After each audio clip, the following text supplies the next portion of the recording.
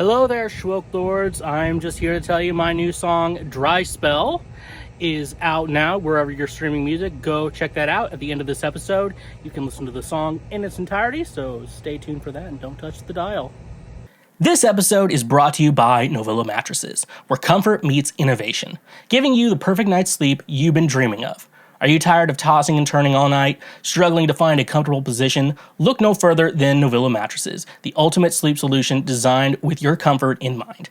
Experience the luxury of a good night's sleep with Novilla's advanced mattress technology. Their mattresses are crafted using the finest materials, providing the perfect balance of support and softness. Whether you prefer a plush feel or a firmer surface, Novilla has a mattress that caters to your unique sleep preference. But what sets Novilla apart from the rest? It's their commitment to innovation and quality. Each mattress is thoughtfully engineered to provide optimal spinal alignment, reducing pressure points and ensuring you wake up feeling refreshed and rejuvenated every morning. Say goodbye to restless nights and hello to blissful sleep with Novilla's cutting-edge cooling technology. Their mattresses are designed to regulate temperature, keeping you cool and comfortable throughout the night. No more waking up in a sweat, just pure, uninterrupted sleep. Worried about allergens and dust mites? Don't be. Novilla mattresses are hypoallergenic and resistant to common allergens, ensuring a healthier sleep environment for you and your loved ones. And here's the best part. Novilla is committed to affordability. They believe that everyone deserves a great night's sleep without breaking the bank. That's why their mattresses are competitively priced, giving you the best value for your money. But don't just take our word for it. Join the thousands of satisfied customers who have already made the switch to Novilla. Even when your mom comes to my place, just know she's getting a great night's sleep, among other things. Experience the difference for yourself and discover what it truly means to sleep like you've never slept before. Using promo code Schweezy or the link in our description, you can save 10% off any purchase you make through Novilla directly. Ready to transform your sleep experience? Visit their website today and choose the Novilla mattress that suits your needs. Your journey to a better night's sleep starts now with Novilla mattresses. And a reminder, when you use our links, you directly support this show. When you want it the most, there's no easy way out. When you're ready to go and your heart's left in doubt, don't give up on your faith. Love comes to those who believe it, and that's the way it is. That's the way it is. Hello, and what is going on, my fellow Schwoke Lords? What is up? Welcome to yet another episode of Cancel Schweezy, better known as the Lord's trademark favorite podcast. What's going on, everyone? Coming back to you from the ransom video chamber, which you also, I describe it, but I don't think you understand. Maybe I could post a picture. Maybe if I point for a couple seconds, I can see in editing to make it quicker. The what I'm actually using for a temporary setup right now. Looks like I make ransom videos and that shit, don't I? I think I'm getting close to be able to have like a studio back, and I actually think the nice thing about flooding is, in how bad the flooding was, is that I can now redecorate it and make it a little bit more, efficient, a little bit better of a setup, maybe a little bit better quality. So it's always good when your podcast's quality always gets better, and it's just like, and then you get to look back on the olden days when your podcast looked. Started this podcast, I was using because I didn't know about, I needed a camera. I wanted a dedicated camera, so I got like a camcorder. And if you look at like the beginning episodes, probably under like the first 50 episodes of Cancel Schweezy, you'll see that's the camera I was using. It didn't look bad, but it looked great. I don't know how to describe it. It looked grainy, and it just seemed like color-wise, maybe I just need to learn how to color videos. But now I use an iPhone, and I think the iPhone is a better source for the video. But if anyone has like a good camera recommendation that's not just like absurd, I actually have a lot of things on the list, and I don't know if camera's one of them. There's stuff with the setup. I need to get an Amazon wish list set up to for y'all in case you wanna. I remember when ministry was like, thank you for giving today. I need to start treating this show as like a telethon and shit like that. I'll get into the telethon bit, and have to promote shit. But no, I'm cleaning up the area the studio is in. The one you usually see Cancel Schweezy in, which is also a green screen too, so it's not like anything different. But yeah, no, I realized something is that, like, when I bend over to try to pick things up, like, when I'm down there for too long, like, if I'm bending over for too long or whatever, like, just, like, my stomach hurts or stuff like that, I feel uncomfortable. And really the worst part is, like, my body will just sweat regardless of anything. It's like, oh, it looks like he's putting in some work. And so, therefore, let's start sweating like crazy. And so what I did was I bought one of those grabbers. I don't have it up here with me, but I have one of those grabbers, and picking things up off the floor, I gotta tell you, like some light stuff off the floor, when you're picking up a ton of shit, like off the floor, this thing is a game changer. I'm telling you, it is a game changer. Most people use those grabbers for like, oh, they reach a top shelf that they can't reach and stuff like that, or if they have like severe, health problems with, their body and they can't move as well. But I'm like, I'm using it. But also it's for cleaning though. Like, I'm only using it really for cleaning up stuff and like picking stuff off the floor, because I think I realized that I've become one of those type of people who, if I don't know where to put something, I might just like throw it on the floor or something like that. And so eventually, you need to pick it up. So then it's like, there's change on the floor or whatever. And you're like, I don't know. It sounds like a little bit of work, but I got a grabber, and I got to tell you, I think I'm calling it my old man stick. Come on, Mark, show me where it spits, or show me where it sticks, So that's really cool. So I realized, though, folks, if you have, especially, if you have a big cleanup job or like you're moving and shit like that, dude, I'm telling you, the grabber is a game changer. Less bending over, picking things off the floor, and like, I don't know if that's wear and tear on your knees. Do you get knee pain? Is knee pain from is that from using your knees too much, or using your knees badly, or whatever? I'm trying to look at it. The keyboard keeps coming up on my iPad. So I don't know. Good question for us, but if you want to be lazy, that's going to be the answer for you. The answer for you is to buy one of those grabbing sticks. They're like $10, dude. Like, for real. Probably have some on Amazon, dude. I'm telling you. It is a fucking game changer.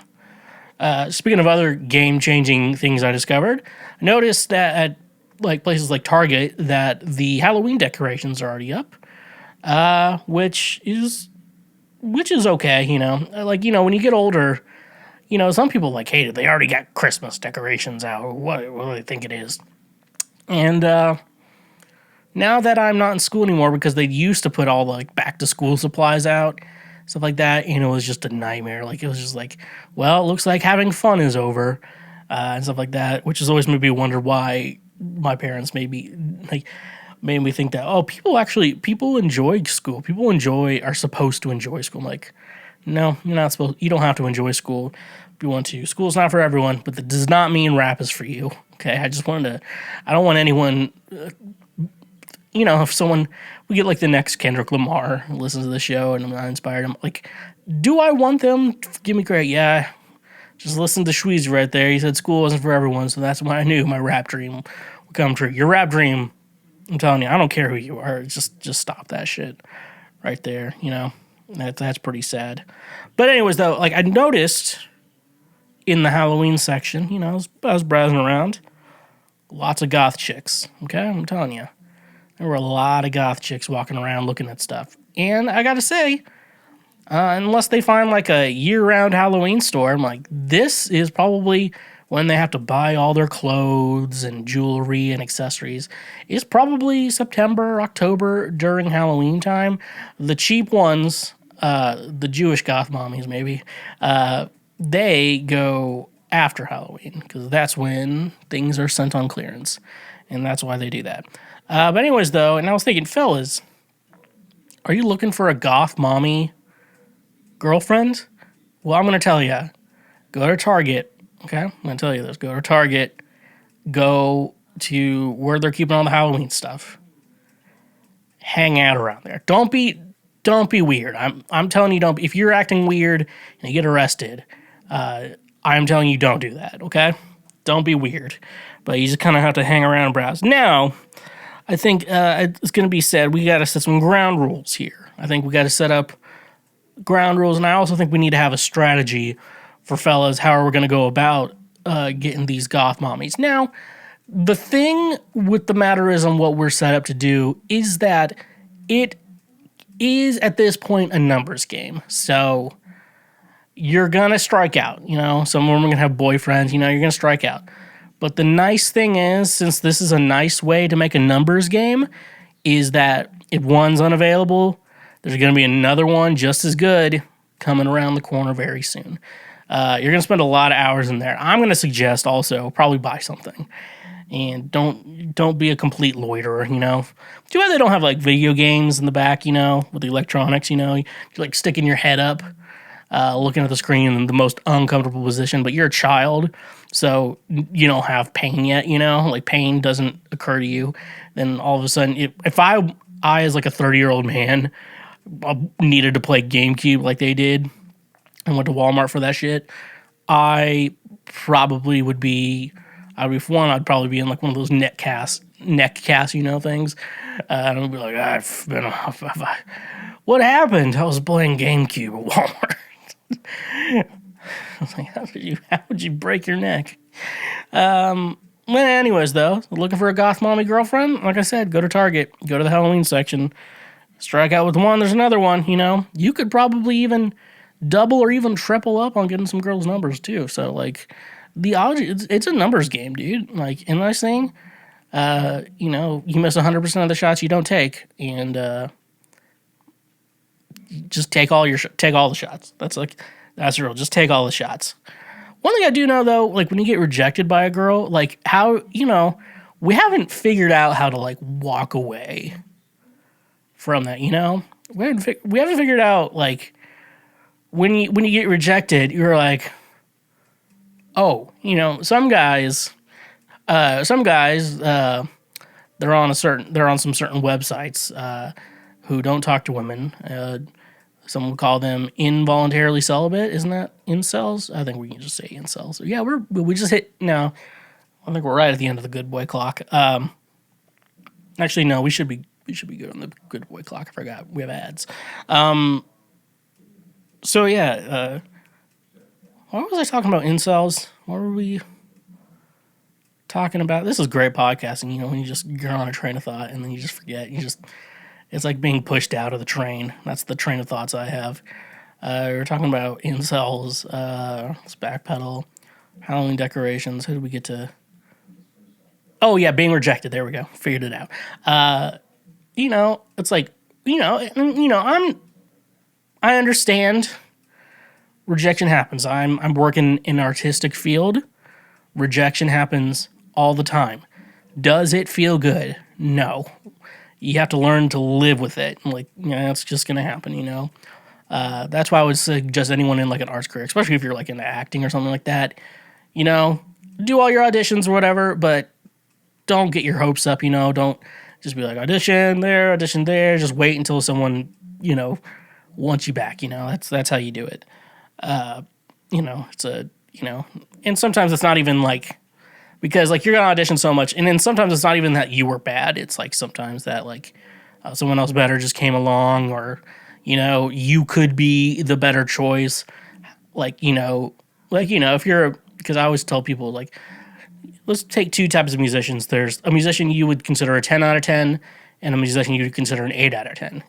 On that note, what would you say? Who do you want? You want the 10 out of 10 musician. However, that musician kind of sucks as a human being. It's not fun to be around, has weird time issues, And so that's one thing. But then you got the 8 out of 10, like, they're good with their time issues.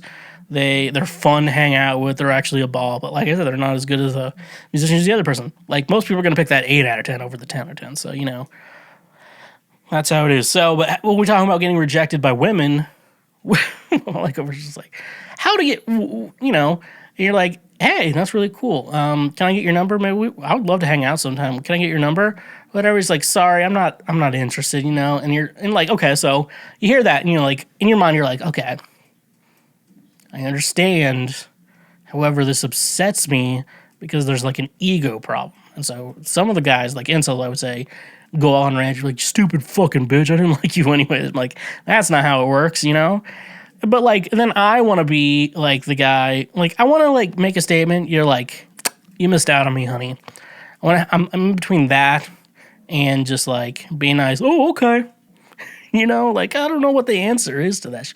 Because on dating apps, it's easy. If someone like kind of rejects you or sends you a text, you're like, I'm kind of seeing someone else. I don't know if this is, working out. It's like not serious dating, And like, I'm just not going to respond to it. I think we all decided that that's okay to do. You can do that.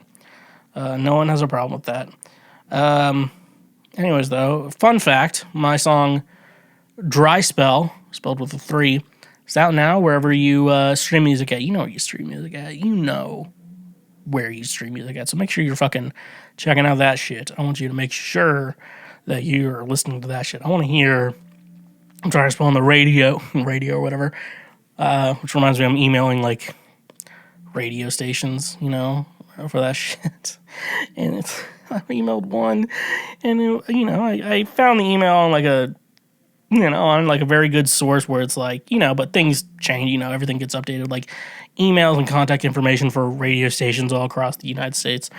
And so I find one, email them. They're like, hey, we don't, and you get an automatic message back. Hey, we don't use this email anymore. And then they give you all the emails, that you need to use. And I just, I have to copy and paste everything over to the next email. And then that next one was like, your email wasn't delivered. Sorry. I'm like, I don't know, dude. But yeah, Dry Spell's out now wherever you stream music, so go check that out. You can follow me more on social media. I have been put in, simultaneously in a week, I've been put in Threads jail. I am on Threads, and I can't remember why I got banned from Threads. I can't remember the post I made that got me a week in jail on Threads. These are just like Threads posts, and then Garth posted something last night, and that got me blocked too. So go follow me on social media at TheSchweezy is where you can find me at there. But we also do have if you look in our Linktree link, we have a PayPal, we have Cash App account. So if you want to support the show financially, just send up a few dollars. You can definitely go and do that there. Just check out the Linktree link in the description of this episode, and you'll see that there. But don't forget all the free shit you can do. Make sure you're liked. Make sure if you're listening to audio, you go to our YouTube page. On the YouTube page, we have highlights and everything. We're going to get the highlights back up and going soon. It's been a long day without you, my friend. I'd play this TikTok on the show. It's a young adult. He has autism. I believe he also has diabetes. He is also very cringe, and I laugh and I feel bad every time he posts something. But he posted R.I.P. Jimmy Buffett with, it's been a long day without you, my friend, and I'll tell you all about it when I see you again. Rest in peace, Jimmy Buffett. Your music was shit. Rest in peace. That's a nice. Rest in peace, Jimmy Buffett. Your music was fucking dog shit. I think next week we'll do this live from Margaritaville, but right now we're going into labor. It's Labor Day weekend. Next week we'll hit up Margaritaville. It'd be funny if I could actually do a live podcast. I actually could if I really wanted to. Actually, I don't think. If I really wanted to, I could make it happen. But at the same time, I don't think the regular goers to a Margaritaville want to hear fucking what's going on with the weird ass shit Garth Brooks is doing and stuff like that. So we could do an actual. It's another day. Yeah. Make sure you leave a review. Give us a 5, 4, 3, 2, 1 star rating if you're on the audio too. So be cool to your school. And let's get into previous week right now. What is previous week right now? You may be asking, well, it's just the news from last week that we will be going over right now. So let's just jump into it. But we also have to dive into another segment we usually do during previous week right now, which is our segment we like to call Cool Stuff, Slick Stuff, Neat Stuff, where we go over what Garth Brooks has been doing.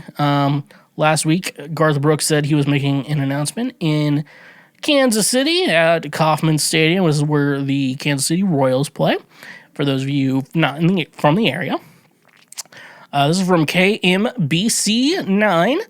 Garth Brooks makes stop in Kansas City to announce new radio station blending music and sports. Country music legend Garth Brooks came to Kansas City Tuesday for a big announcement. The Friends in Low Places singer set up an event Tuesday morning at Kauffman Stadium, but the details heading up to the announcement were pretty hush-hush. Organizers announced ahead of time that Brooks and a special guest would make an announcement, and that stars from across the world of sports will also be in attendance.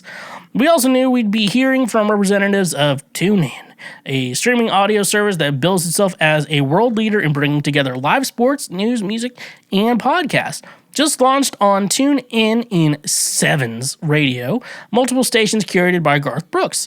Tuesday announcement in Kansas City was on a special Sevens Radio feature, Tailgate Radio.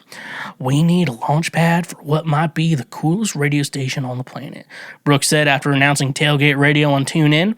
The goal, putting sports and music together, featuring everything going on before and after the game. Our motto here is, take the weekend off. We've got your mix covered for everything, Brooks said. The channel will feature Switch technology, playing a high-energy, multi-genre mix of music before switching directly into listening to your game. The idea was born from old-school party mixtapes, Brooks said. For this kind of party, Kansas City made perfect sense for the announcement. Kansas City kind of gave me my life. Brooks said his mother was born here. One of his first events was here. He opened the Sprint Center. Brooks said that made Kansas City make sense for the announcement. Brooks calls Kansas City the land of common sense, saying it felt like home. This is the perfect place to launch the radio station from. All the things that ever happened to me started here. He said, special guest, NBC and former ESPN sports broadcaster Maria Taylor. Just someone very underwhelming right there. Taylor will be lending her voice to expertise to Tailgate Radio. Brooks is also sticking around to throw out the ceremonial first pitch at tonight's Kansas City Royals game. Okay, that was last week. Right now. Interesting concept. The idea makes sense on paper. However, here's something I'm always just kind of concerned about. So I'm from, like, the area. He's like, Kansas City changed it all for me. I'm like, I'm from that area. So I'm not from Kansas City, but I'm from around the area. You know, the Kansas City metro outside. I'm from, like, outside Kansas City, I guess you could say. And I know the culture decently well. And I can very easily say that when I was growing up, for athlete parents, an athlete brother who decided not to be an athlete, and somehow that was okay when he quit. Jocks and, the people who are a fan of sports, especially hardcore enough where they tailgate all the fucking time, and they're like, I need my music mixed. They just put on fucking jock jams. Dun dun dun dun dun dun dun dun dun.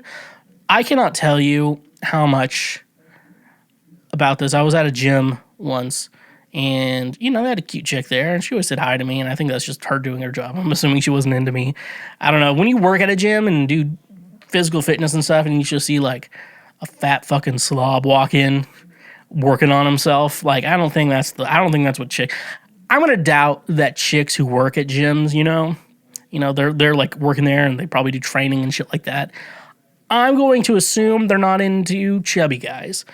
Usually abs stick with abs, like we usually kind of like to play into our weight class, and that's why I'm always trying to lose weight. And people at gyms, but I knew she also had control over, like, the music they played at the gym, and it was absolute fucking shit. Like 5% power, 4% precision, 3% knowledge, 4% power. Remember The Rock did that song with Tech Nine? Was probably the biggest thing Tech Nine's ever did. I like how people think Tech Nine is, in Kansas City, people think Tech Nine is like super famous, and then you go outside of there, I'm like, I've never listened to well, besides the one he did with The Rock, I've not listened to, I don't know, a single fucking song he's done, but like, yeah. You know, I'm just saying, people, the more athletic types, they like music, but they're not like, they're not always like the ones to want to look out good music, like, you know. And there's no offense to them, you know, we're in different fields too. I'm like, I can't, like, my favorite team is the Kansas Jayhawks. So I don't know, or fucking Gryffindor, I don't know, in Quidditch, I don't know what you want to say, Cardinals in baseball, you know, stuff like that. The thing is, like, sports people aren't that into music for the most part. They just don't get into music. The idea of just trying to combine sports and music together to try to create some sort of harmony in regards to sports and music all in one place. It's just, you know, there's a reason school principals are nicer to football players versus like the kids in the band, you know. It's, you know, there's something to it, you know. So I like the idea. I just, you know, well, I guess it's also on TuneIn, which I don't know any fucking human being who has that shit either. So it's up to you. But yeah, I'm just not just someone from the area. I just don't think people are going to really dig music. I know probably when people tailgate, they may put on some music, but it's like like I said, the shittiest fucking thing you've ever heard in your life.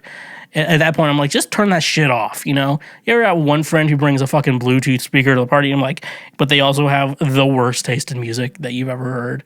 Like, just tell them to stop. Just like, we're going to have music on. We're going to listen to, like, it's going to be party shit, you know? We're not going to fucking listen to fucking, like, The Head and the Heart or some weird-ass indie folk band, you know? Shit like that. We're not going to listen to that. So, I don't know. A very ambitious project. I don't think the people can say you're going to like it. But who am I to judge? That's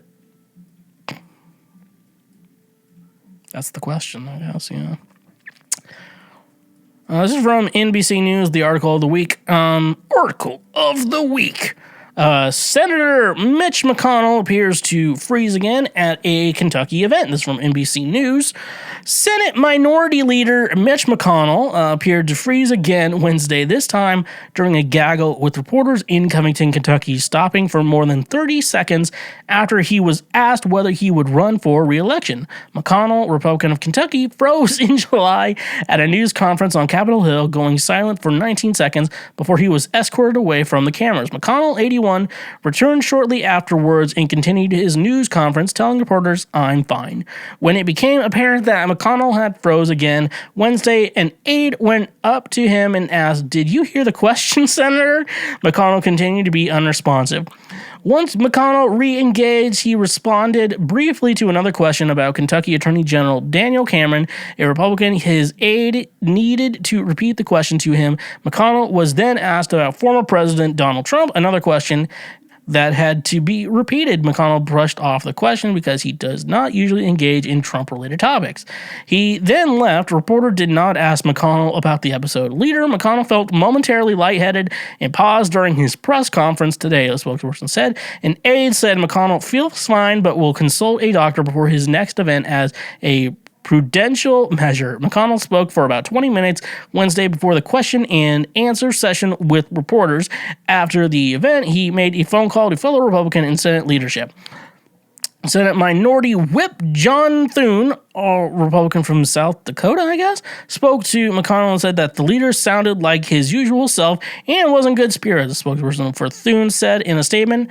National Republican Senatorial Committee Chairman Steve Daines from Montana also spoke to McConnell and was glad to hear the leader sounds like himself and is feeling fine. Daines' spokesperson said in a statement, asked by NBC News about McConnell's apparent freeze Wednesday, President Joe Biden said that he had just heard about it and he would try to get in touch with him later this afternoon. Mitch is a friend, as you know, not a joke. I know people don't believe that that's the case, but we have. Oh, wait, let me do a Biden impression. Let's do it. Mitch is a friend, as you know, not a joke. I know people don't believe that's the case, but we have disagreements politically, but he's a good friend. Biden said after he spoke at the White House about Hurricane Idalia and the Hawaiian wildfires. Okay, I'm gonna say a theory real quick. I think Mitch McConnell is faking it. Look, Trump is under a lot of legal stuff. Trump just got his mugshot. Mitch is trying to avoid topics left and right. So I think he's probably faking it, dude. I think he's faking. Oh, I think at one point it wasn't faking it. I think maybe the first one was real. But he's also having strokes. So good for him. You know, thank God for karma. Like I said, whenever he dies on this show, we'll be doing a performance of Good Riddance, Time of Your Life by Green Day. Because it's something unpredictable, but in the end, it's right. I hope you had the time of your life, Mitch McConnell. Anyways, though, and this begs the question. So the recording actually stopped because I said the title of that Green Day song, and Siri opened the song and stopped the recording. Anyways, though, yeah. I think the thing I really want to say about Mitch McConnell is we need an age limit for politics in the United States, just at this point for real, because Mitch McConnell, even the Feinstein lady that's 90, not even mentally able to make decisions herself, but she can she's a Democrat, but she's still able to, control all our bodies and take away our rights, these fucking I don't even think half of them are boomers, they're fucking the silent generation. Surprising because they won't fucking shut the fuck up. But for real though, these people are taking away human rights and then they're just going to die, They're going to be burning in hell, obviously, if you believe in that. Even though there's no evidence hell actually exists. But, just they're going to be burning in hell. And so they're not going to care, And so I really do think that there should be an age, right? So I'm thinking it's something on my crazy mind being 75, 80, It's not even that big of a deal because one, even I honestly think that even that you should be cut off from voting because we have a minimum voting age. We should have a maximum voting age. And people are because I have an aunt in her 80s, and I love her to death, but I don't want her I wouldn't trust her with anything. We don't trust her with a lot. We don't trust her with a car, I wouldn't trust her with a car right now. It's even hard to have a conversation. You're talking with her, having a conversation with her and shit like that, and then she's just will not know what you're talking about, and shit like that. I'm those are the people making our decisions are all fucking demented out, and they're and shit like that. There should be a maximum age. Even more controversial, this is very controversial thing to say, but I'm going to say it anyways. I think if you get to a point where you're officially retired, I think is in quotations too, which would be, a lot of things. I think that you shouldn't be allowed to vote, because kids can't vote. And then, when you're retired, because the idea of being retired, the idea behind it is that hey, I've been doing this job. I've been working for over 30 to 40 years. And now I think it's time that I stop doing that and retire and enjoy the remaining years of my life as a crippling old person, That's the idea. And someone who's not contributing to society and honestly is mooching more off the government than these supposed people on welfare and food stamps and shit like that. These people are moochers, legitimately just mooching off of it. They're oh, I worked hard for it. I'm no, you're mooching off the government. You don't want Medicare for all, but you want Medicare for you, and shit like that. So, I think that if you are retired, you're no longer allowed to vote. That's a little extreme, I know. But I do think a mutual one would be 70, 80. You can't vote anymore. You can't vote anymore. You can't run for public office. That's it. If we have a minimum age, we can have a maximum age. It's not that controversial, okay? And yeah, I guess that's it. That's all I have to say. Fuck you, Mitch. You deserve everything that's coming to you. Like, people are like, what am I supposed to say? Like, get better, Mitch McConnell. Like, no. The fact that Biden's like, yeah, we're actually friends even though we disagree publicly. I'm like, that dude would let you die for $30. Like, hey, Mitch, someone's going to assassinate the president today. We want you to keep quiet about it. Oh, well, how much you going to pay me? They're like, we'll give you $30, Mitch. Okay, that sounds good. He would let you die for $30. Like, most jobs would fire you for $30. Like, Mitch McConnell, anyways, I'm off topic. Anyways, fuck you, Mitch McConnell. Our last article we got here. The mystery of the marijuana smell continues at the U.S. Open, from CBS News. Something stinks at the U.S. Open. Several players and fans have noticed a pungent odor near one of the outside courts. On Monday, Maria Sakkari mentioned something to the chair umpire while playing on court 17.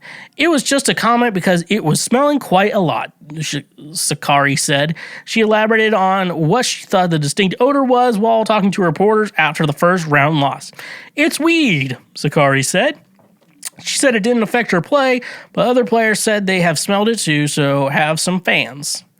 I smelled some marijuana. I'm sure the players did as well, one fan said. So the United States Tennis Association looked into it. We did look at our videotape and did talk to the officials that are based on Court 17. We saw no evidence of anyone smoking marijuana within the stadium, USTA spokesperson Chris Winmayer said. So if the smell didn't originate from the stands, the theory is that it must have come from the park outside the court. CBS New York didn't notice any marijuana smell in the park on Wednesday and asked fans if they smelled anything. I was just in there for the first set of the game, one fan said, adding, when asked about a possible marijuana odor, not at all, maybe it's too early. No, but my sense of smell isn't great these days, another fan said. We smell New York air, another added. Court 17 passed the smell test on Wednesday, but CBS News New York was told officers outside the Billie Jean King National Tennis, what is that funny to me, that is the name, are keeping their eyes and nostrils open. While marijuana is legal in New York, the tennis center has a strict no smoking policy. Smoking is also prohibited at all New York City parks. So I do have a correspondent out in the field, and they asked if we were named anonymous. So it's my friend Austin Doyle, and he really loves tennis. Like he'll be a terrible friend, but he'll like tell you all about tennis. And so what he was telling me, which he said I could quote, because I asked him, would you like to give a comment or would you like me to make up something? And he didn't respond, so I'm going to make up something. He said he was the one who smoked a big fat fucking bowl. He specifically went to a dispensary that looked the closest to an Apple store. I don't know why that's the case. You know, some of us just go to whatever. Some people are getting like fucking seeds and stems with their weed, but not Austin Doyle. Austin Doyle, he went to the one closest to an Apple store, and he smoked $300 worth of weed at the U.S. Open. Like, he told me this. And he was like, yeah, I'm the reason for the smell. I am the reason. I'm just smoking bowl after bowl after bowl. At one point, I was in the stands watching the match. I brought out, my, what are they called? What am I, bong. Bong is the word. Yeah, he brought out his bong. Everyone around him just watched him fucking light up his fucking bong, how I know people like bongs for like the effects it'll give them with weed, but like it's such an inconvenient way to smoke weed. I'm telling you, edibles in a vape pen. I don't even smoke real weed. How did that, like, there's way too much weed knowledge out there, too many fucking names for weed out there. But yeah, I'm gonna guess it just smelled like weed, doesn't, New York already smells like shit, so add some weed in there. You know, it's not that big of a deal. I think someone's just like, I've never smelled New York before. You're like, well, it smells like this, you know. Yeah, when you've got a lot of people all around each other, you know how we all smell bad? You know, every human being smells bad. And when you're closer to each other, you can smell how bad we all smell, you know? And, yeah, that's the story there. So anyways, though, I don't think it was any athlete because, first of all, who fucking smokes weed and, like, plays sports? Like, I can understand. I think, like, to me, I feel like weed is probably, like, the only drug, like, even more than, like, alcohol and shit like that. Like, that's the only thing you could regularly do and still be a pro athlete. I think, not Aaron Rodgers, like a Mexican guy, Aaron Hernandez? Yeah, he smoked a lot of weed. It's like the only thing. But he was also gay and very violent, too, at the same time. So, is it Aaron Hernandez? I don't know. I don't know. I pay attention to women. I don't pay attention to men. FNX Fitness, the ultimate destination for fitness enthusiasts looking to reach their peak performance and achieve their health goals. Are you tired of the same old fitness routines that leave you feeling uninspired and unmotivated? Look no further than FNX Fitness, where they bring a fresh and innovative approach to your fitness journey. At FNX Fitness, they believe that true fitness goes beyond just physical strength. It's about nourishing your body and mind and soul to unlock your full potential. That's why they offer a wide range of high-quality supplements and products designed to support your active lifestyle. Fuel your workouts and enhance your recovery with these scientifically formulated supplements. From pre-workout energizers to post-workout recovery blends, FNX Fitness has you covered every step of the way. Their products are carefully crafted using premium ingredients, ensuring you get the nutrients you need to perform at your best. But FNX Fitness is more than just supplements. It's a community of like-minded individuals who share your passion for fitness and well-being. Join their supportive community and gain access to expert advice, workout tips, and motivational content that will keep you inspired and on track towards your goals. They understand that fitness is a personal journey, which is why they offer a wide range of products to cater to your individual needs. Whether you're a seasoned athlete looking to take your performance to the next level or a beginner taking your first steps towards a healthier lifestyle, FNX Fitness has the tools and resources to support you every step of the way. But don't just take my word for it. Join the thousands of satisfied customers who have already experienced the FNX Fitness difference. Transform your fitness routine and unlock your full potential with FNX Fitness. And using our code in the description, you can save 15% off your order from their website. Ready to take your fitness to the next level? Visit their website on your nearest retailer today and discover the power of FNX Fitness. Elevate your performance, fuel your passion, and become the best version of yourself with FNX Fitness. And a reminder, when you use our links, you directly support this show. Cash App, the easiest way to send, spend, and save money with just a few taps on your phone. Are you tired of dealing with the hassle of carrying cash or waiting in long lines at the bank? With Cash App, you can say goodbye to those inconveniences and hello to a seamless financial experience.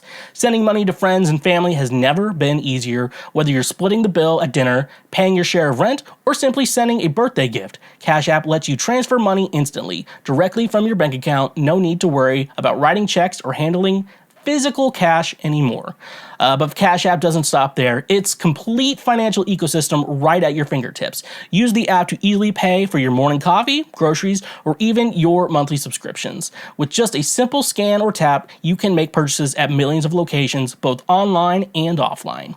And here's the best part. Cash App helps you save money too. With its innovative Boost feature, you can unlock exclusive discounts and cashback rewards at popular retailers, restaurants, and even your favorite services. It's like having your own personal saving assistant, always looking out for the best deals. Worried about security? Cash App has you covered. With top-notch encryption and advanced security features, your financial information is always protected. Plus, if you have ever had any questions or concerns, Cash App's dedicated customer support team is available 24/7 to assist you. So why wait? Join millions of satisfied users and experience the convenience, speed, and savings that Cash App brings to your financial life. Download the app today from your app store and start spending and saving money like never before. Luckily, the best part is, if you sign up using the link in the description, you get a free $5 just for signing up. That's literally just free money. So join Cash App today. The future of money is here. And when you use our links, you directly support this show. So it's time to see what BuzzFeed's up to again. What do I have here right now? Let me jump into it. And okay, we should be there. So, so here's the article. People are sharing common mistakes people make in their 20s, and it might be worth taking notes. So, as someone who just recently turned 30, I'm clearly the expert on like what you should do in your 20s, obviously. However, I feel like a lot of these people, I don't know how many of these people had to spend a decent, let's see, at least some good years in a pandemic where you just sat around and did nothing. Anyways, though, yeah. So these are BuzzFeed, which they get it from Reddit. So it's just they asked a question on Reddit, and then they make their. That's how BuzzFeed makes their articles. Okay, that's how I make a lot of this show too. Okay. So yeah, let's look at this. Not saving enough money for the future. Many 20-somethings spend every dollar they have without thinking about their long-term goals or emergencies. This can lead to financial stress and debt later. It is important to have a budget and a savings plan that suits your income and lifestyle. So, I do agree with this. Yeah, you should save. I mean, obviously, saving money is a good thing. But I think I don't know who this user is, so I can't really speak to him. At least I know for the millennials, like, saving money is a good idea on paper, obviously, but practically it's so hard to fucking save money. Especially if you're living in the city and, rent is just not a reasonable dollar amount, It's just like, because I've especially been in situations where like I've just like, you just keep it decent, you put part of the paycheck into your savings and everything like that, but then like, the minute an emergency happens, like it's just drained immediately. And like that's the real problem with with what you're saying here. Like yeah, obviously having money for emergencies is good, but like people aren't getting paid enough like to even have the ability to save money for emergencies. Like with how much rent is, they say rent should be like 1/3 of it, but like the thing is like they're charging so much for rent where it's like I don't even know how people are even do it. Like without everyone has to like get like a cosigner to like get an apartment now, So crazy. So yeah, maybe we raise minimum wage and people are like, but then they'd make what I make. Then you negotiate with your boss that, hey, I can make more money working at McDonald's. So therefore, you need to pay me more or I will take my talents to McDonald's, and shit like that. So, that's how you fucking do that shit. But, yeah, hopefully it'd be cool if we got all these goddamn silent generation boomers out of office and just get people our age. Even if I don't agree with them, I think they'd be like, it seems that, though, people aren't getting paid enough. And if people got paid more, they'd spend more money in the economy, just shit like that, dumbass fucking shit. Worrying about other people's opinions too much. That is all very great advice. Because I think, obviously it depends on the person. Obviously, I work in entertainment, so obviously some people's opinions are very important to me. But then there's just like, I don't know, it's just like shit like my mom. Like, she has, she's worried, she always worries about like, how everything looks in the house or whatever because she's afraid people are going to judge her and shit like that. I'm like, look, if there's if like flowers, one of her flowers in the front lawn doesn't look perfect or whatever, I'm like, look, if your supposed friends are making just like statements about how ugly your flowers are, don't be their friend, and, I'm telling someone twice my age that, but no, it's very important. And like, it is good to think about, like, just sit down, and think about like your friends and just be like, or like people whose opinions you care about and stuff like that. Just like, why do I keep them in my life? Why are they around and shit like, and think about that, a lot of people are like for personal gain. And I'm like, maybe, I don't know. I don't like that idea, but like, why do you keep this person around? You're like, well, they're a good friend, or even if they're like kind of a bad friend, like it's fun to be around them, and I do think they care about me, but they're not very good about, like, and sometimes you can justify a friend being a little bad, but I don't know, you have to like think about it as like, but I do like being around, when I am around them, it is a lot of fun, you gotta prioritize that shit, that's a good, I mean, and I think, yeah, I think what I told when, I think probably my last year I ever did like a church camp type of thing, kids were talking about like their non-Christian friends and whatever, and like what happens if, they make them do something they don't want to do, it's against their faith and shit like that. And I'm like, look, I'm an adult here. Let me talk. I was like 21 at the point, like I like told them like, look, most of the time someone's not going to be like, I'm not going to be your friend because you're a Christian. No one's going to do that and stuff like that. There's situations like that, but I don't think it's very necessary, especially in high school. No one's going to give a shit that you're Christian, and the peer pressure. And if someone's only going to be your friend, you feel like you fall into peer pressure and shit like that, they're not really your friends. That was like that was the summer same-sex marriage got legalized. That was the beginning of my deconstruction. That was also the year I started taking antidepressants too, and I think that probably helped move my deconstruction along a lot more than, for the most part, than it is. But yeah, I remember like gay marriage. I'm like, yeah, and I was just trying to, it was a weird week because I think it just passed like 2 or 3 weeks prior, and they were like, we're very strict about it here, and so we don't want to talk about it. I'm like, I guess I won't talk. I just didn't talk about it, but at the same time, I was like, I'm gonna give them real advice. Okay, that was too long. Anyway, so if you're a kid or an adult in their 20s, remember, who gives a shit about someone else's opinion, and shit like that, they're not really your friends unless, if your friendship requires you to do something you don't want to do, like they're not really your friend. That's what I told a bunch of kids, okay? And I hope they're doing good. Number 3, not taking care of your health. Your 20s are a time when you feel invincible, but that doesn't mean you can neglect your physical and mental well-being. Partying too hard, eating poorly, sleeping less, and ignoring signs of stress or depression can have serious consequences on your health. In the long run, you should make time for exercise, healthy eating, rest, and self-care. Yeah, I mean, I obviously agree with that. That's clearly due. I'm not good at exercise. I try to. I just, I don't get that joy other people get when they exercise. Maybe I need to figure out my sleep apnea so I'm not tired all the time, or tired, just tired isn't just my feeling or whatever, But yeah, no, I will say this.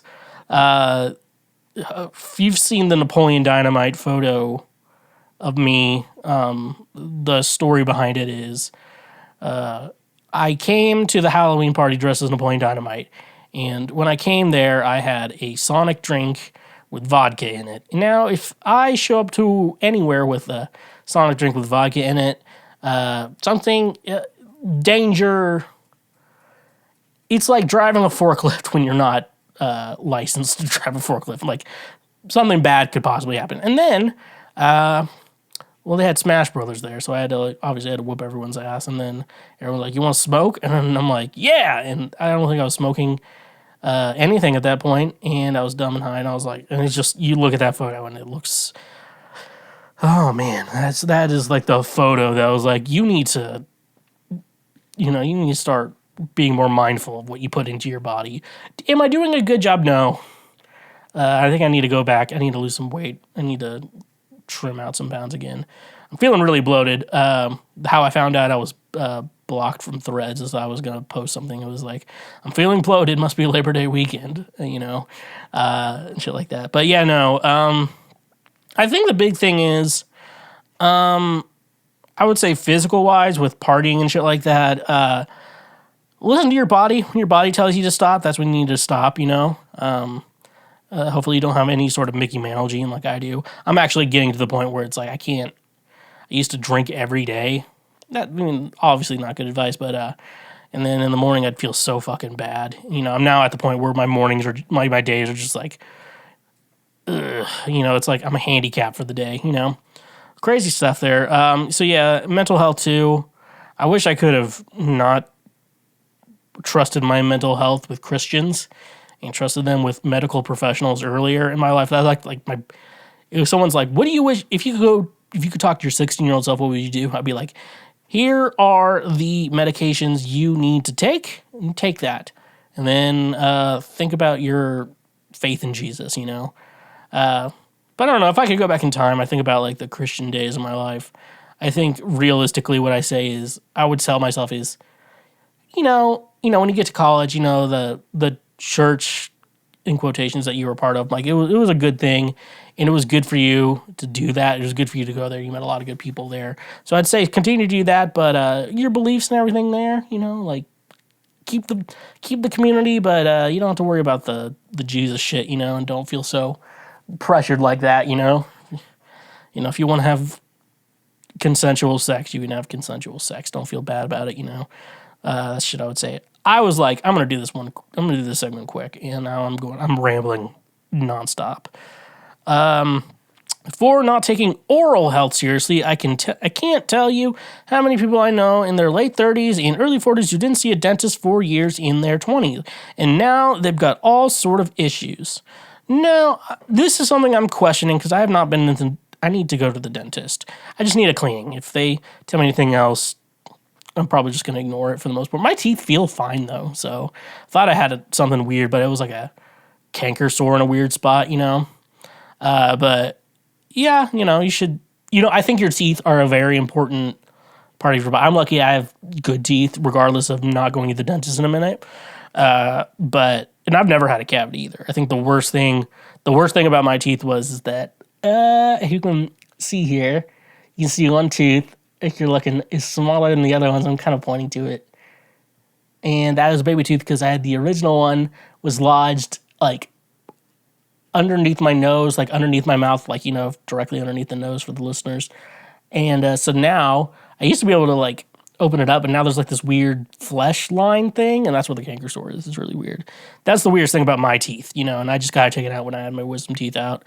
But yeah, no, I do think, because I've come to realize like your smile is very important, and I was very lucky. I didn't even need braces. I was very lucky in that aspect, but not everyone is. So just at least brush your teeth and shit like that. Get a electric toothbrush. I wish we had a sponsor, but the one that usually sponsored people, I'm gonna realize that toothbrush sucked. Not building your skills and network. Your 20s are a crucial period for your career development and personal growth. You should not settle for a job that doesn't challenge you or help you achieve your dreams. You should also seek out opportunities to learn new things, meet new people, and expand your horizons. Networking with mentors, peers, and potential employers can open up doors for you in the future. Yeah, I agree with this one. A very agreeable one. Yeah, I'd say build your network and just know people. And my big advice will always be, don't ask. Don't try to be a receiver of things. Don't like be friends with people to receive things. Just be friends with people, and if they want your help, you help them, and stuff like that. I think that's my big advice. I think a band I was playing in, fun fact, I think they kind of wanted me to play with them because I do know some contacts, but at the same time, I'm not going to I don't know. I feel like, you know people who are decently big names and stuff like that, but I don't want to be like, if I'm going to ask him for something, I feel like I have one shot, and I want to make that shot count. So it's like, you save things. It's kind of like that good bottle of wine. Like, you're saving it for a special occasion, but and then you think, like, is that special occasion ever going to fucking come, So, interesting stuff like that. But yeah, no, I mean, obviously, I don't know, if you want a career in something, yeah, you're going to have to do that, or else you're going to fucking suck at your job. Believing that energy drinks are suitable replacements for sleep. They are not. And they are not energy drinks. And I'm also want to say coffee too. Don't cure hangovers. They help, but they don't cure that shit. Yeah, trying to sleep is pretty good, but sometimes you're just like, I don't know. I have sleep problems though, but like a good night's sleep is very important, obviously. So you should try to keep that shit around, obviously. Not being careful with your credit. Your credit score is a measure of your financial responsibility and trustworthiness. It can affect your ability to get loans, mortgages, credit cards, and even jobs. Many 20-somethings make mistakes that damage their credit, such as missing payments, maxing out cards, or applying for too many accounts. You should monitor your credit report regularly and avoid any actions that could lower your score. Yeah, very much you should do that. Obviously, if you listen to the first question, Obviously, like I said, sometimes, financially, even like, being financially responsible is just so hard when jobs don't pay enough and bills are too much, obviously, and that could easily get your credit. And then also you learn that credit didn't exist until 1989, and so you realize our parents aren't actually like responsible squares. You just realize they were fucking born at the right time, and it just annoys you. I don't know, I get annoyed with boomers who try to talk about my career and shit like that. I'm like, look, let's talk about when you were my age. First of all, a credit score didn't exist, That didn't exist. And if it's a woman, you probably couldn't even get a credit card, when you were my age. So I don't really feel like taking advice from you. You were financially stable by the time a credit score came out, It's hard to talk to people like that. Staying home alone. Get out there. That is very true. After, high school and college and stuff like that, you need to, get a community, of like-minded individuals or similar individuals to you. You got to have a tribe. There's a reason why tribalism is such a big thing, and I think having a tribe is definitely a good thing. Number 9, giving people second chances. You don't owe anyone anything.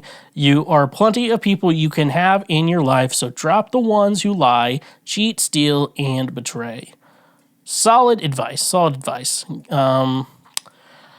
But I do think, I don't know, it's probably the little Christian in me, growing up being like, I think we should forgive people. And I do think, forgiveness is a good thing, but it's like the forgive and forget. I'm like, don't forget, I guess. Remember, hey, if they did this once, they might do it again.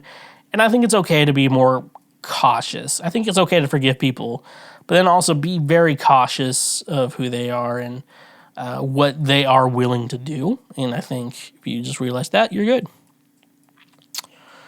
All right, number 10, not understanding the value of your time. Too many jobs overwork you and underpay you, taking advantage of your naivety and inexperience and pull you by the nose with promises of imaginary promotions. That is very true. If you just work a standard fucking job, I always say, if you're going to work just a job, try to get paid hourly if you can. Do your best to get paid hourly, because once they get you on a salary type of thing, they're going to overwork you. I have a friend who was a sound guy, and he got a promotion, being a manager type of thing over it, and he's went from hourly to salary, and he's I'm overworked, I can't do this, and he just went back to his old job, dude. But yeah, no, a lot of jobs will overwork you. Obviously, the idea of if you want to make a profit, thinking about you as the business leader, you're like, how do I make a profit? It's you have to make money. How do I make money?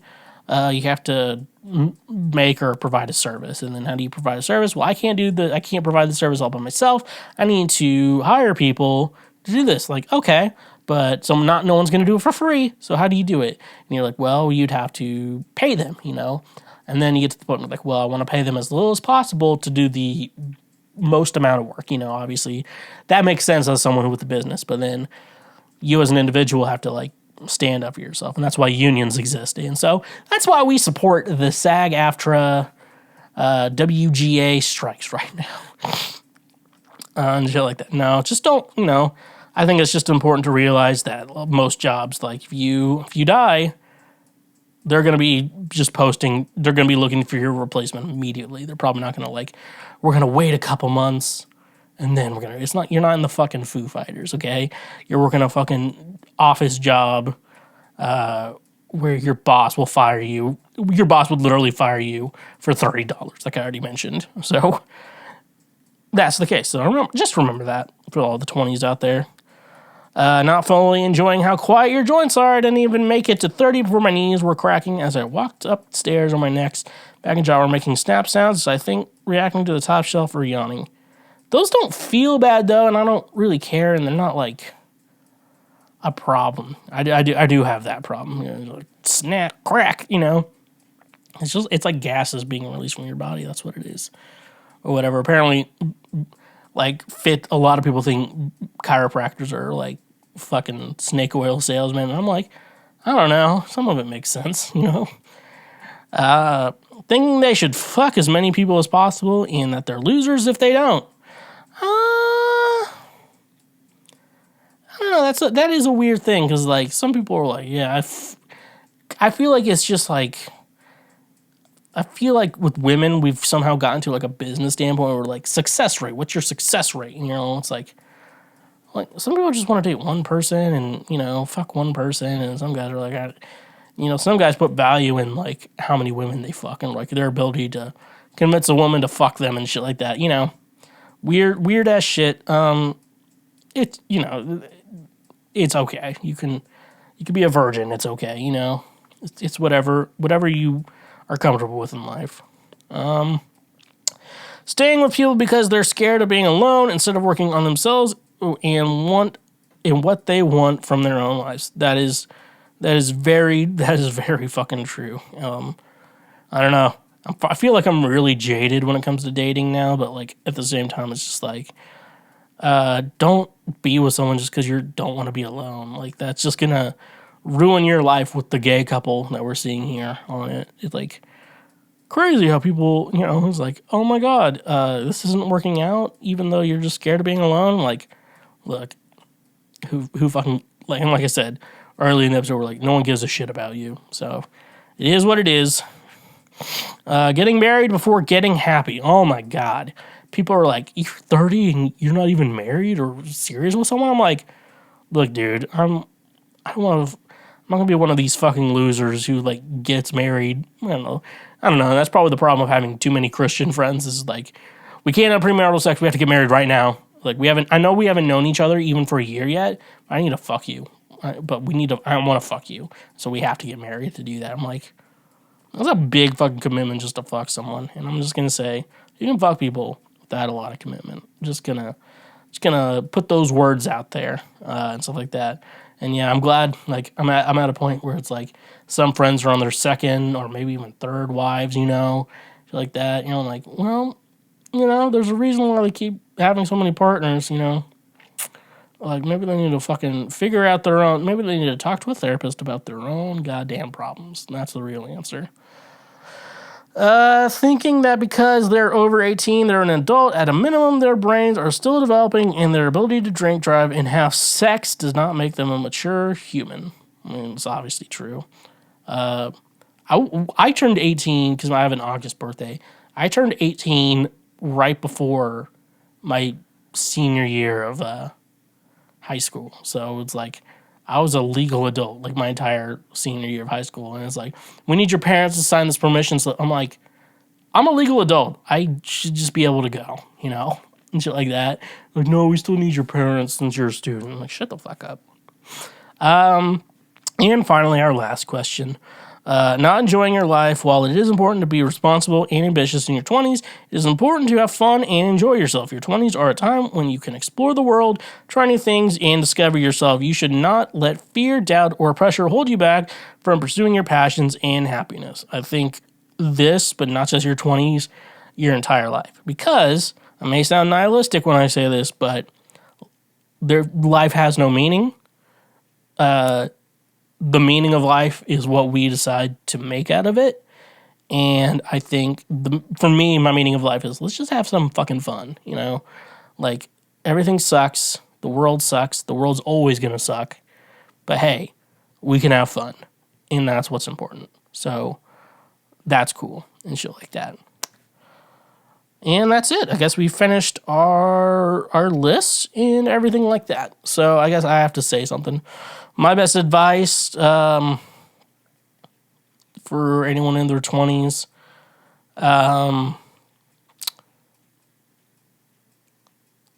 yeah, I guess I would say get it all out of your system, you know, whether it's partying or fucking or anything else, you know.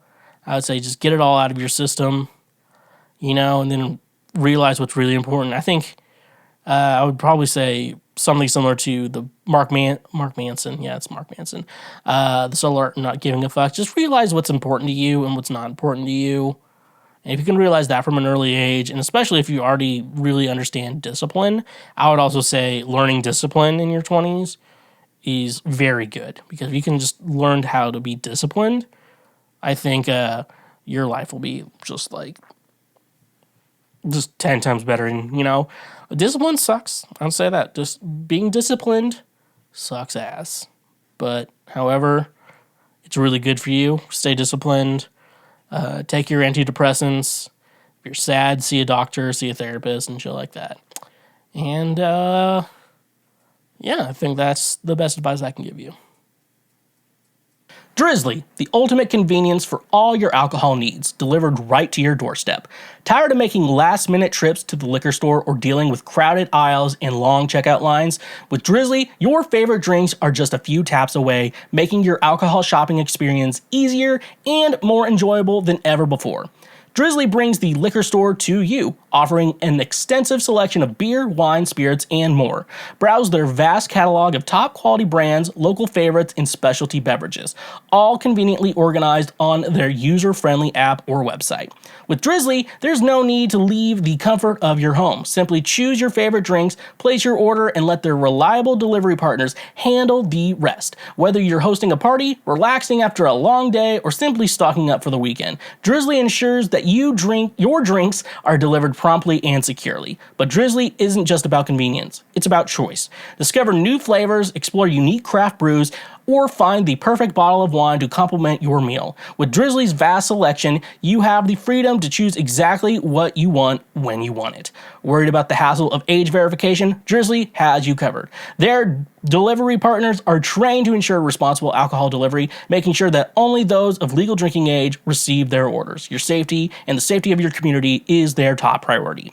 Join the millions of satisfied customers who have already embraced the convenience and simplicity of Drizly. Say goodbye to the hassle of traditional alcohol shopping and hello to the ease of having your favorite drinks delivered to your doorstep. That's not all. Using our link in the description gives you $5 off your first order, which can greatly enhance your night, if you know what I'm saying. Ready to elevate your drinking experience? Download the Drizly app or visit our website today and experience the future of alcohol shopping. Cheers to a new way of enjoying your favorite drinks with Drizly. And remember, when you use our links, you directly support this show. Honey, your ultimate online shopping companion that saves you time and money effortlessly. Are you tired of endlessly searching for coupon codes or missing out on the best deals when shopping online? Say goodbye to those frustrations and hello to Honey, the free browser extension that revolutionizes your online shopping experience. Honey is your personal shopping assistant that automatically finds and applies the best coupon codes at checkout, helping you save money with just a few clicks. No more wasted time scouring the internet for discounts. Honey does the work for you, ensuring you never miss out on a great deal again. But Honey doesn't stop at coupon codes. It goes the extra mile to ensure you get the best price possible. With Honey's innovative price history feature, you can track the price changes of your favorite products over time. This means you'll always know if you're getting the best deal or if it's better to wait for a price drop. And the best part, Honey works seamlessly with over 30,000 online retailers, including popular brands across fashion, tech, home goods, and more. Whether you're shopping for a new wardrobe, upgrading your electronics, or sprucing up your living space, Honey has your back, ensuring you get the best value for your money. Worried about privacy and security? Rest assured, Honey is committed to protecting your personal information. They never sell or share your data, and their browser extension is designed with top-notch security measures to keep your online shopping experience safe and secure. Join the millions of satisfied users like me who have already saved millions of dollars with Honey. Download the Honey browser extension today and unlock a world of savings every time you shop online. Don't miss out on an incredible deal and the chance to save money effortlessly. Experience the power of Honey and take your online shopping to a whole new level. Honey, the sweetest way to shop online. And remember, when you use our links, you directly support this show. It's time for Oh No or Table, the part of the podcast where I answer questions for you and see where it goes. All right, let's jump into it. Let's just jump into it. See what's going on here. I have been on 7 dates with a 24-year-old woman, and she has tattooed my name. I feel a mixture of uncomfortable feelings and don't know what to do. We have been on 7 dates. She has tattooed my name. I am scared. What do I do? I have been seeing a lady for about 1 month and 3 weeks now. That's weird, you have the days counted. Last night she told me she had a surprise. She came to my house, and as we were talking in my room, she pulled her dress up to her thigh, and there it was, my name and surname with a heart. I almost choked on my own saliva. She was so happy and excited to show me, and I am freaked out right now. We are not even official or anything. What would you do? I like her, but I do not know her enough. Who in their right minds would do that? Okay, so you, my friends, are in a classic thing like I like to call a predicament. I want to make sure my hair looks good. Because you're like, you didn't see any red flags. All right, none of the red flags got to you. There were no red flags up to this point. Seven dates, 1 month, and how many fucking 1 month and 3 weeks? You're almost on 2 months, dude. Let's be real. You could have just said 2 months, okay? And also, I'm gonna also say this. I've been dating this chick for 2 months, and she got a tattoo of my name. Is just as fine as 1 month. 1 month is a little bit more extreme, so you want us to understand the extreme details of the situation. But, I get it.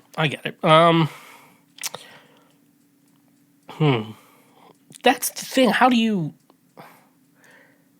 Because that's like just an instant red flag. I'm also not like a big fan of... This is a personal thing. Nothing to do with your relationship. We're talking about me here. I don't know. I don't like names as tattoo or words as tattoos. I don't know. I like artwork, on tattoos. So that's just a me thing. That makes me uncomfortable, dude. Let's all put ourselves in his shoes real quick. He is 25 years old. She is 24 years old. So in their 20s. I don't know, dude. I'm trying to understand it from her point of view. First of all, I'm gonna ask you some questions. Just make sure. You said you're surprised by this. What have you been saying to her? I don't want to victim. We're gonna victim shame. We're gonna do some victim blaming here in a second. I don't know who the victim is here, but we're gonna do some victim blaming. But let's talk about you real quick. What do you think you did that would warrant her to say, I'm going to get a tattoo of your name and your surname on my body, even though we're just under 2 months? Like, that's the question I have. Like, the closest thing I'll get to someone's name tattooed on my body is if a chick's kind of hot, she wears lipstick, I'll get the lipstick tattoo. I've always wanted one of those. If you're a hoe, please message us because I would love to get that tattoo. So the thing is, you can't just break this off. There's gonna be no, because when a heart breaks, though, it don't break even. No, it's almost fall and winter, guys. We can listen to the script again. I don't know. I only listen. They only sound good in the winter,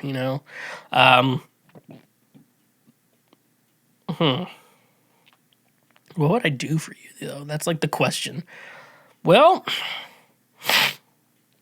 I think the best thing is, because if she's crazy enough to get a tattoo of your name with barely 2 months of dating, there's going to be a lot of more problems. Like I said, this is not going to work out, probably. I'm just going to let you know, I don't think this relationship is going to work out under my expertise. I think the best thing you could try and do is get her to break up with you. That'd be my best advice, because... Or you just cheat on her, Like, you'll die, but... Yeah, that's the easiest way out of the situation. Just die, Just kill don't kill yourself. Let her kill you, dude. I don't think I'm going to answer that. I don't think there's any good answer to this question other than, like, you need to get out of this relationship. However, the steps to get there are going to be a little complicated. That's going to be the best advice I can give you. It'd be easier if you can get her to break up with you, but I don't know.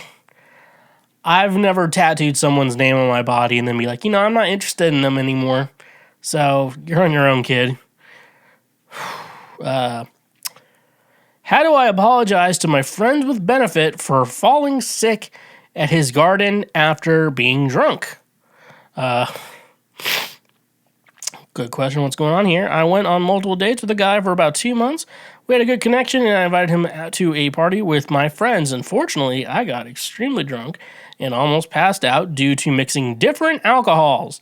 I apologized to him and took responsibility for my actions.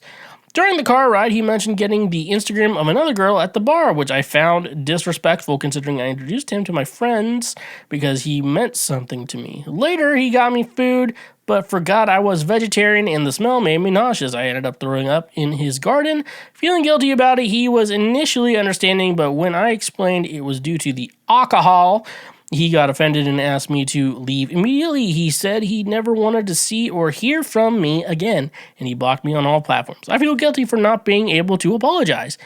Am I a bad person? Are you a bad person? No, you were drunk. And I think the answer is you got so drunk, you ruined a relationship. But you're not even really much of a relationship. He blocked you? He blocked you? Is someone here? He blocked you? I mean, I understand not thinking this would work out.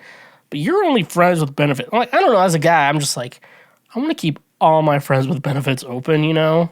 And anyone you have, I just want to keep that open. I wouldn't block a bitch, you know? I'm just going to be like, that was crazy. Can't believe you did that. I'm busy, you know? That's what I would do. How do you apologize if he blocked you, though? I think that's the problem is you were drunk. Well, we've all had those nights, though, right? If you haven't had one of these nights, you're either a liar or a loser. So decide which one you'd rather be. But yeah, I would say advice given here. I would say, don't expect things to become anything else. Obviously, you should apologize. I think apologizing would be a good thing.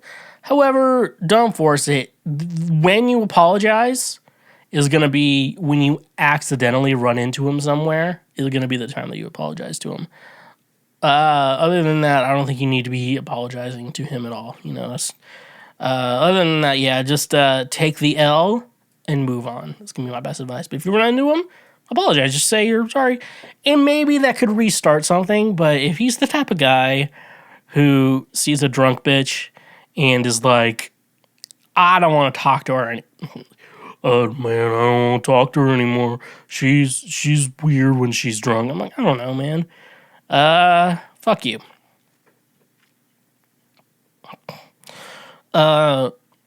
What things are seen as weird by the younger generation that we need to normalize again? Okay. I have a couple examples, but I think I have two big ones. One of my biggest things, and this is just a big pet peeve of mine.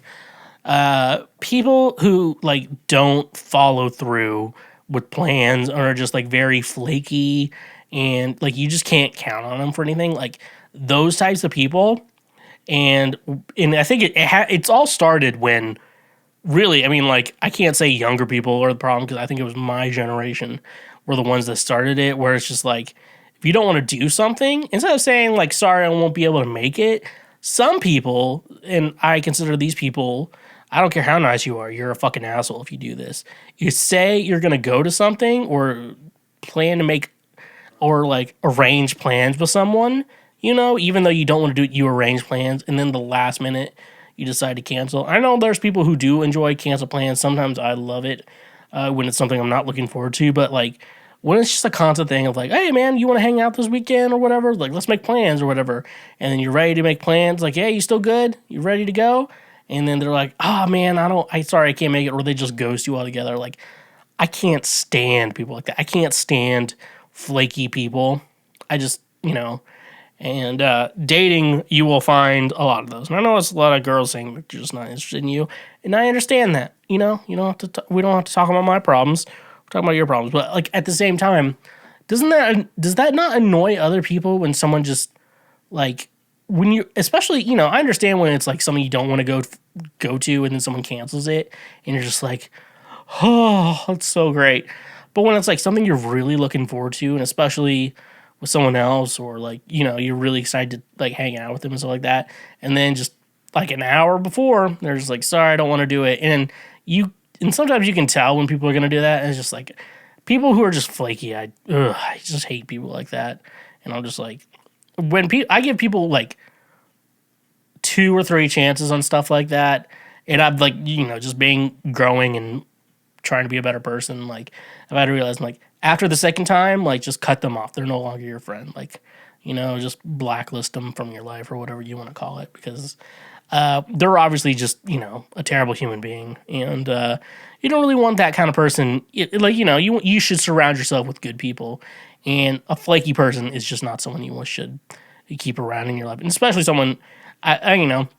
And when someone's like your friend and say they want to be your friend and they purposely just ignore you, like, fuck them. Like, dude, like, if you're trying to be a good friend, like, hey, let's hang out, and then just nothing, silence. I'm like, I know they see it. Like, when you're around them, they're on their phone constantly. No, these are just pet peeves of mine.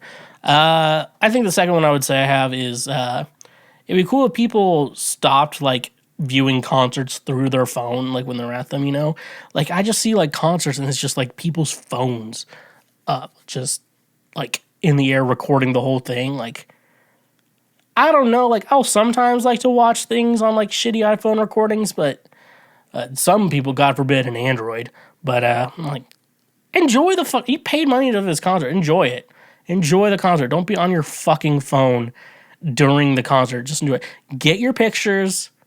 Maybe get a video or two, and then just get off your phone. Enjoy the concert. I wish.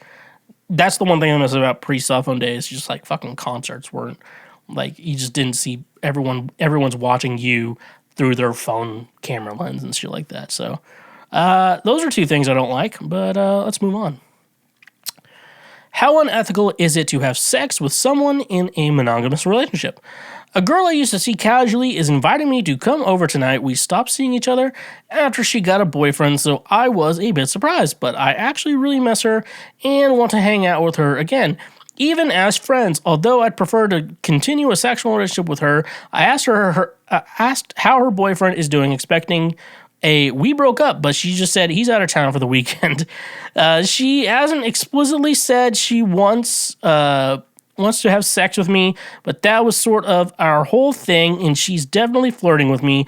I think she thinks it doesn't matter to me because I'm polyamorous myself and have a girlfriend I live with, but I still take monogamous relationships seriously and think cheating is horrible. But then again, I really miss this girl, and it's not like I would be the one cheating, but do I hold some accountability here? I've never met the boyfriend and know virtually nothing about him, but get the sense they don't have the best relationship in the world, since I would never wish ill will on him or want to make him feel less than. I feel guilty even thinking about it, but really, how unethical is it on my part? I mean, first of all, you know, I saw the title and I'm like, okay, this is a good philosophical question for the masses, for the world, and that's probably why I picked it. Then I didn't read the other thing, and you're like, I'm polyamorous myself and have a girlfriend I live with. I'm like, all right, so, and I'm gonna be honest with you, I haven't seen a lot of good looking poly people. I saw a fucking tweet. It was my favorite. It was my favorite fucking thing I've ever seen in my life. It was, you're 17 polyamorous. Have you even tried being normal yet? My favorite thing I've ever seen. So you're polyamorous, you're already a bad person yourself, and people are like, there should be good people who are polyamorous. I'm like, no, there's something, I don't know. It's something about, like, there's something about, you know, I do think there is something about, like, hey, wanting to fuck multiple people. I think, like, this is like a sexual thing, like, wanting to have sex with multiple people. But then we think about relationships and, like, building your community, building your family and shit like that. And then when you get to that point, it's just like, this dude just wants permission to cheat, you know? And I know a lot of people are like I get a lot of comments on the poly people about how, you know, I'm not like that. I'm like, you know, and a lot of you aren't good looking. You're kind of fat and ugly too, which is very odd too. It's just a lot of body sweat with your orgies. So yeah, like, your own morals are already in question for me. you're already a bad person. Just have sex with her, dude. Like, you're already, like, you have a girlfriend and you're, like, trying to, you're just, like, going out specifically just to try to fuck chicks, you know? Like, not even, like, because I think the real idea is, like, polyamorous is you have relationships with multiple people. You don't just fuck a lot of people. If you fuck a lot of people, you're just a hoe. That's what that is. So you're already a bad person. But let's pretend you're a good person for a second. Let's pretend like you're a good person and you're like, hey, this chick wants to meet up and hang out, if you know what I'm saying. But she has a boyfriend and she's at her boyfriend's out of town, so she's intending to cheat on her boyfriend. That's the question. So realistically, like, it's say if you came into the situation where you didn't know she had a boyfriend and you're fucking, like, you know, you could just say, sorry, I didn't know, you know, and shit like that. But you know, and you kind of have to have, you know, I don't know. And then at that point, then the penis starts thinking for you, and then, like, you just decide to fuck her anyways, you know. Yeah, I could say, I mean, she's technically the bad one, but you're not helping. You're already a bad person anyway, so all I have to say is keep living your shitty lifestyle, I guess, you know. All right. My boyfriend put a tracking device in my car. Please help. Don't really know what to think right now. I got the AirTag notification and sent to him. Worried, thinking one of my exes left it in there, and he said over text he put it there because he gets worried when I'm gone all day. His last ex of 1 year cheated on him, so I try to be understanding, but it's been multiple times where I have to practically move where I've been at, who I'm talking to, showing text messages, etc. I've been cheated on before too, so I know what kind of spot that can put you in, but I just don't know what to think right now or how to open up the conversation when he comes back. Okay. So, yeah, clearly, yeah, I think morally, I think we can all agree that if he feels the need to put an AirTag or any sort of tracking device in your car, he has trust issues with you. And the question is, you know, I understand guys get worried someone's going to cheat on them, but I think you need to take it person by person. Like, this chick is like, I have no reason to believe that she would cheat on me unless you know she's cheated on past boyfriends. And so you should still have trust with her and stuff like that with the AirTag thing. So it is kind of fucked up. For you, the lady in this situation, what I'll say is this. Leave it there. Just leave it there, you know. If you're not going to cheat, you know, you have nothing to worry. It's just like that, you know. But it is weird. He is tracking your location, you know. So worst case scenario, or what you can do, and obviously you both have iPhones. Like, I don't know, those are easy because it's just like if you're scared or whatever, and if you get yourself on a family plan, you can like track people's locations. It's not hard at all to do. But he's going the extra steps tracking your car. So I think it's interesting to say if you can find the AirTag, and you're gonna go somewhere you don't want him to know about, leave your AirTag with the place the alibi you have. You know, not that hard. Now I'm gonna talk to the guy. So, please, what should you do about the tracking device? Have a conversation with him about it, discuss it, and figure out a solution that's good for both of you there. I'm gonna talk to your boyfriend for a second. Now I'm what you would say. I'm somewhat of an expert in the fields of if I need to track someone down, I could. I made a joke with Josh Casey, author of Tracking Desire, A Journey After Swallowtail Kites, that I made a joke that he would go missing, and then his wife and family would go a whole week with him being missing, like trying to find it out. And then, like a week later, then I find out he's missing. And I'm like, oh, let me look for him. And then 10 minutes later, I find him, you know? That's a joke. I'm really good at finding people. I can find videos on the internet you can't find. I am just very good. I am very good at finding shit.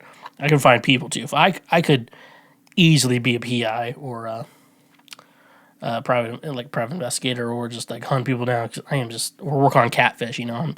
I'm that good at that. And the question you have is, you were very sloppy. So, the AirTag was very sloppy. So, obviously, a notification went to her phone, and that made her scared, and that next boyfriend did it, and then you had to admit that you were doing it so she wouldn't freak out.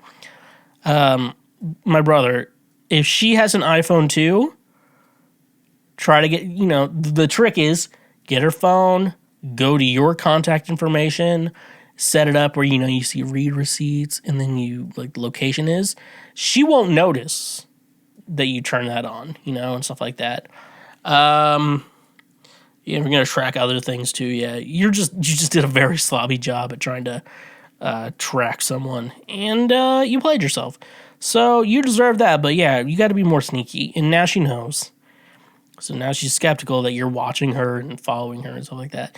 The thing is with if you're gonna follow or stalk someone, why I know this is not good. The moment someone finds out you're stalking them, it's over. You can't stalk them anymore. So, I tell friends with kids, wherever, see what your kids are doing online, but don't bring up every dumb fucking thing they do, just wait. If you're gonna admit that you're gonna be seeing what they're doing, you have to wait for a moment that is pure danger for your kids, because you only get one chance to even save their life after that. Because after that, they know you're just following them online, and they're going to be skeptical about that. And so, when you find out a flaw in something, you try to search for the solution. So that's the bad plan. So he needs to do better.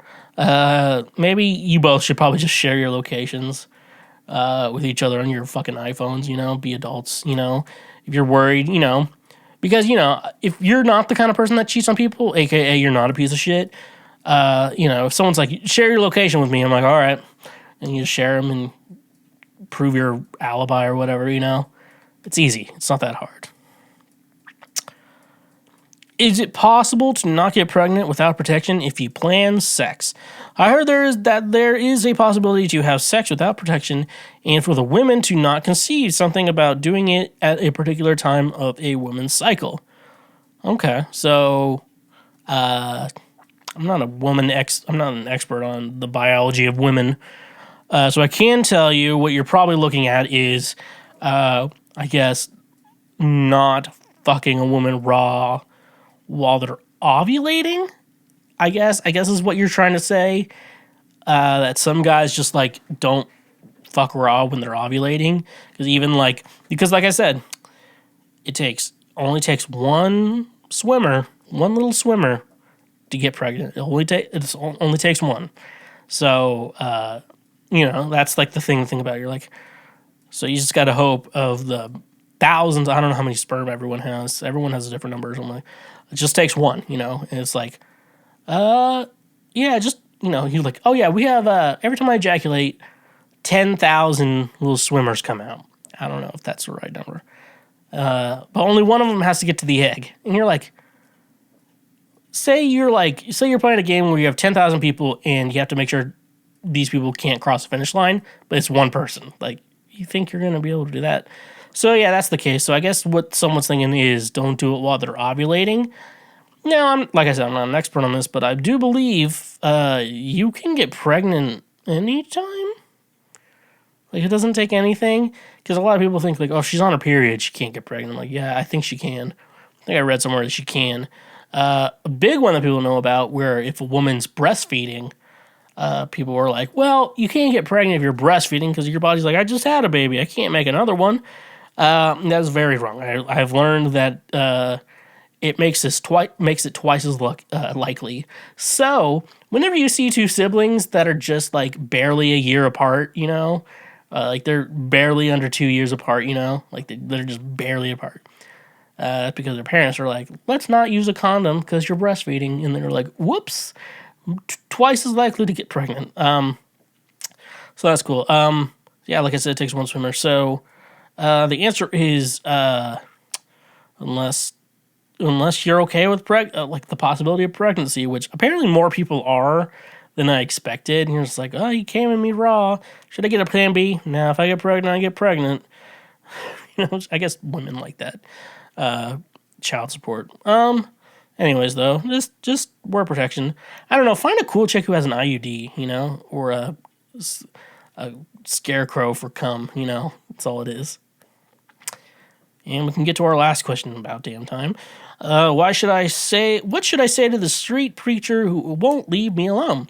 He does this thing outside where I work, and he keeps trying to tell me about Jesus and stuff. I don't want to hurt his feelings because he is a nice man, but I want him to stop. So far, I get away by saying I'm busy with work, which is usually true anyways, but that clearly isn't painting the picture I want to. Okay, so I don't know what religion you're talking about, but every religion, especially every little Christian sect, has a way. There is a way to get them to not talk to you. Jehovah's Witnesses are a good one. I think this works with Mormons too, but I'm not entirely sure. But Jehovah's Witnesses, they do a thing like where if like you're not following their rules, then you're basically you become an apostate where you're no longer welcome at the church. And it's a really bad thing because a lot of times like children become apostates by the church. And they have to have meetings, and it's like ordered upon them, and then the parents basically have to. And it's like they can't kick them out legally, but basically if they could, the parents would. And it's like it's a horrible thing. So if you have Jehovah's Witnesses coming to your door or whatever, you can tell them like, "Oh, I'm an apostate." And the thing with Jehovah's Witnesses is if you're an apostate, they have to like. It's almost like they're like the other end of a magnet. They're just like trying to stay away from you. So it's really fun. I don't know if Mormons have the same thing. Most places you can say you were excommunicated. Other times though, like you don't want to be. I don't know if it's like a parent's friend, like you don't want to be a dick, but at some point you're not going to be in a good mood. You're not going to be in the mood to hear that shit. And like, hey, dude, you want to shut the fuck up and realize it? Maybe put some common sense into them, like and shit like that. Be talking to them, but honestly. I think the best thing I would say is like I just ignore these people because it's kind of like getting made fun of in high school and middle school. It's like if you show people that bothers you, it's only going to make them want to do it more. Like I said, we're 2009. How far are we from 2009? 14 years from Bird Memorial Day, where we made a joke about a guy killing a bird, even though he actually didn't kill the bird. That's the best part. But we always make jokes about him, and he can't take the joke and always reacts badly about it. And so, like, it's 14 years later, we just keep bringing that shit up. Stuff like that. So you gotta let, it doesn't bother you, and stuff like that too. So, you don't want to be a dick. Maybe tell them you're not interested. And the thing is, I think you have to realize as someone who's probably in their cult, that their whole idea is like they have to bring you to heaven, so they're going to try to minister to you. I think a good no contact thing or just less contact in general will probably be the answer to that. And also, if you make them feel uncomfortable, they'll ignore you, which I think is probably a better option for you. Do that advice, and you will be set. With all that being said. Thank you for listening to this episode of Cancel Schweezy, better known as the Lord's trademark favorite podcast. Thank you so much for listening to this episode today. My new song, Dry Spell, spelled with a 3. It's out now wherever you stream music. Make sure you go checking that out. Social media at TheSchweezy. We got a Cash App page. We got a PayPal page if you want to support the show. The best way you know how. We got free shit you can do if you're listening. Make sure you check out our YouTube. Share the highlights. Check out the episodes there. You can just throw my face up on your TV. It's really cool. But make sure you leave a review. Give us a 5, 4, 3, 2, or 1 star rating. Honk if you love butt drugs. Stay awesome.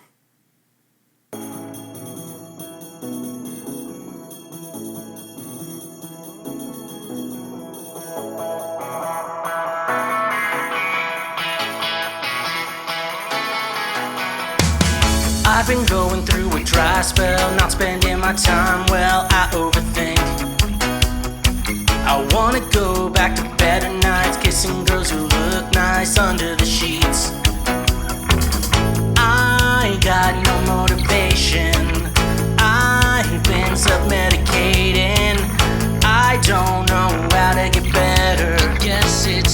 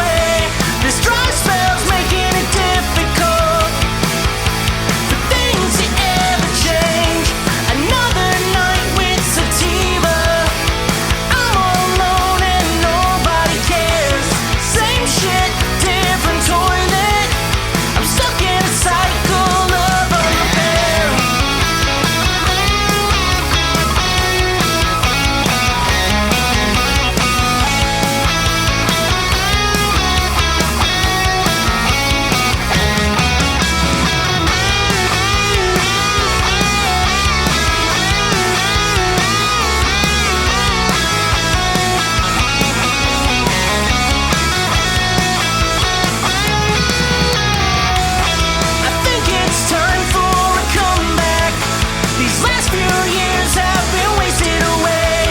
This dry spell's making it difficult for things to ever change. Another night with sativa. I'm alone and nobody cares.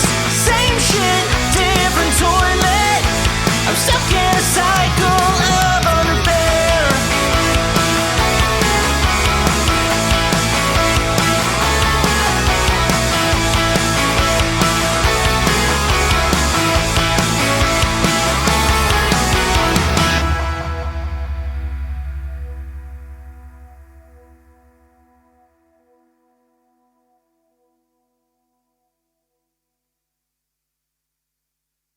Thank you for tuning in to Cancel Schweezy, the Lord's trademark favorite podcast, and joining me on this incredible journey. I hope you've enjoyed the valuable insights and engaging discussion I brought to your ears.